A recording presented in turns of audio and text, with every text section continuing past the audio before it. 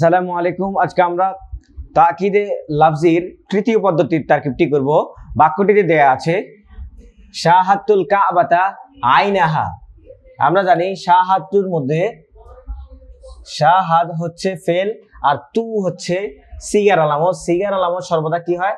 File হয়। Fail পাইলাম আমরা, তারপরে হচ্ছে ফাইল দেওয়া আছে। এর পরবর্তী আমরা জানি ফেল এবং ফাইলের পরবর্তী স্বাভাবিকভাবে মাফুল আসে। এই মাফুলটা স্বাভাবিকভাবে মাফুল বিহি হয়।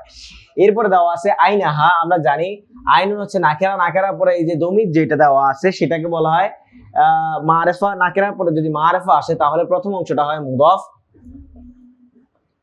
দ্বিতীয় অংশটা হয় মুদফ ফুন ইলাইহি।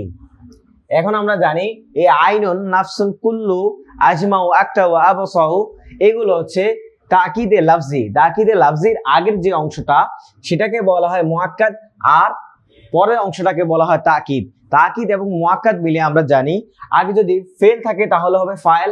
যেহেতু আমার এখানে ফাইল আছে তাহলে আমরা জানি তাকিদ এবং মুআক্কাদ অথবা মুআক্কাদ এবং তাকিদ মিলে আমার কি হবে? মাফউলে বিহি হবে।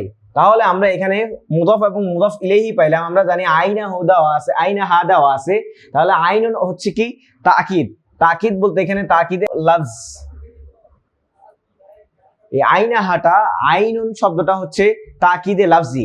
তাকিদে লাফজির আগের অংশটাকে বলা হয় মুআক্কাদ। আর তাকিদে লাফজির আমরা জানি তাকিদ এবং মুআক্কাদ মিলে জুমলার একটা অংশ হয়, এটা পরিপূর্ণ কোনো অংশ হতে পারে না।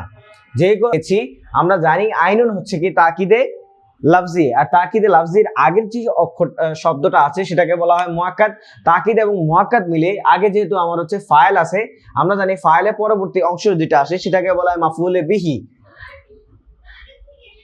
মাফউলে বিহি। আমরা জানি ফেল ফাইল মাফউলে বিহি মিলিয়ে হবে জুমলায়ে ফেলিয়া। যেহেতু আমার এই বাক্যটা জুমলায়ে অর্থাৎ ফেল দিয়ে শুরু হয়েছে,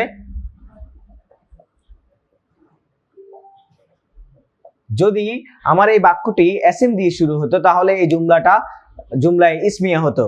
যদি এসএম না ফেলও না, অর্থাৎ যদি এসএম দিয়ে শুরু হয় তাহলে ইসমিয়া, যদি ফেল দিয়ে শুরু হয় তাহলে ফেলিয়া। যদি এসএম এবং ফেল না হয়ে অন্য কোনো বাক্য হয়, যেমন আমন নাহি তামান্নি তারা যে উকুদ দিয়ে যদি শুরু হয় তাহলে বুঝতে হবে এই বাক্যটা হচ্ছে জুমলায়ে ইনশাইয়া।